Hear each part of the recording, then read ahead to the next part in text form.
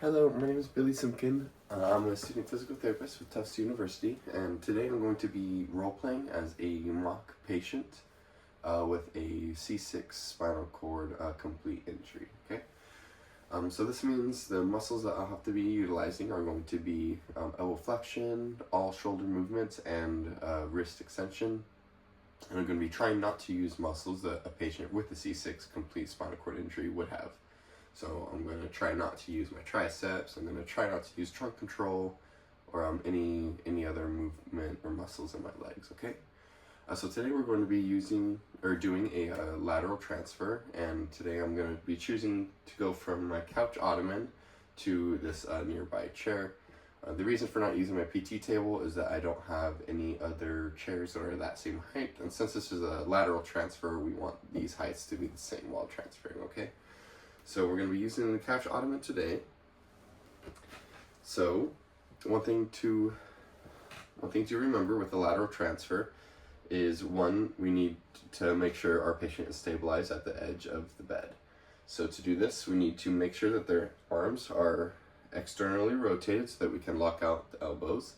And we also need them to be able to kind of lean forward and distribute that weight through their elbows and shoulders here. So here, you might be able to see I am practicing the tenodesis grip. It's basically to where your hands flat on the mat in this kind of pattern here with your fingers flexed, and this just preserves the integrity of our finger flexors and wrist flexors. So while we do that, we can relieve stress from those tendons and lean forward up on our hips.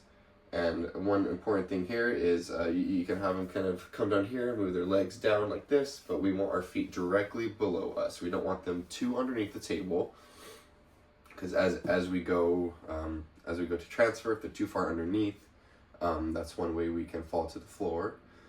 And if they're too far out, such like here, we won't have a good pivot point to really use when we are trying to do this transfer.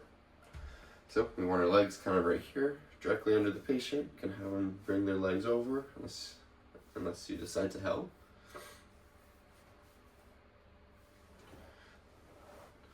Then we can kind of shift our sitting position, sort of like this, using our shoulders here.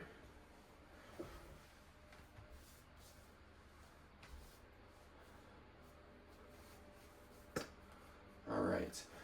And so as a physical therapist, when you're assisting someone with a lateral transfer with the C6 complete, here you'd want to be really placing your hands most likely under the ischial tuberosities, and maybe you have one hand under there and then one hand on either the pelvis or trunk to help control, or in some cases you can use just both hands under each ischial tuberosity to really help try to facilitate the lateral movement that's needed here. With that being said, patients with this condition are they are likely to be able to do this motion independently, though it's going to take a lot of effort, a lot of training, and a lot of work to get there. But the capability for these type of patients are able to reach the level of independent with this type of movement.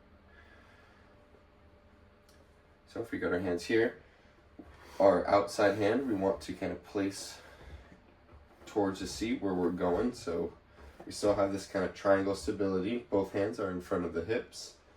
This hand's here kind of supporting us here, and then the other hand that we want to transfer to is kind of located in the seat right here.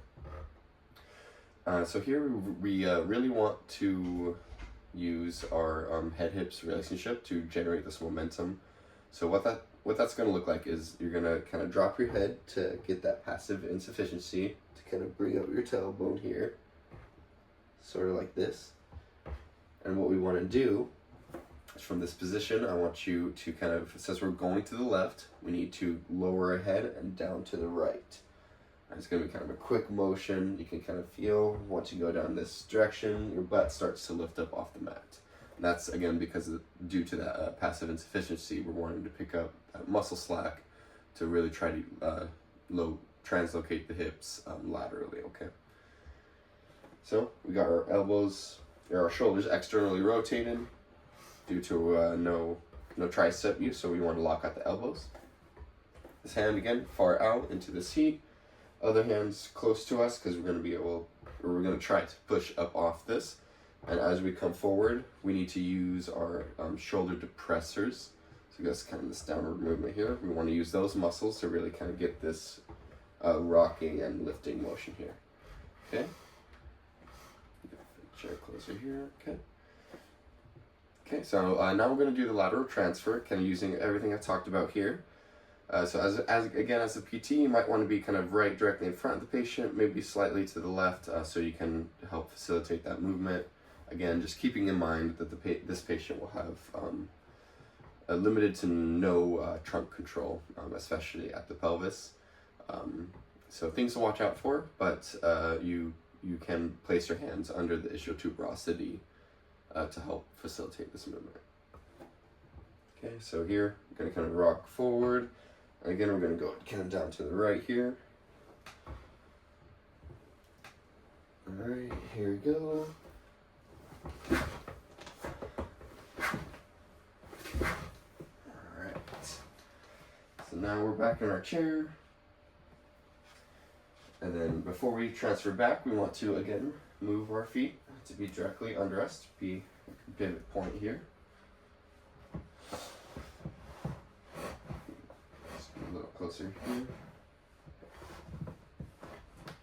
All right, so then same kind of rules apply when we're transferring back onto the mat, say from something like a chair or a wheelchair. Again, we want our outside hand close to our body, but in front of our hips so we don't fall back. And our other hand that we're transferring to, we want to place it out in front where we're going. I'm just getting close here. Again, we're going to lean forward, get that passive insufficiency to pick up our hips. Then we're going to go down and to the left.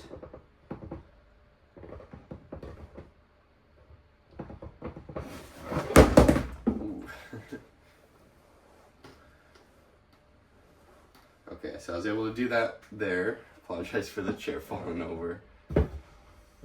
Here, let me just do that one more time.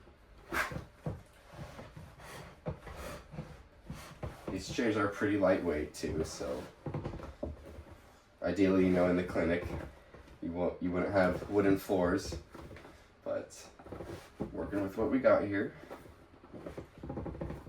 Okay, so again, left hand is going to be close to our hips. Right hand, we're going to be out to where we're going. And then again, here we're going to want to go down and then to the left to help facilitate that movement.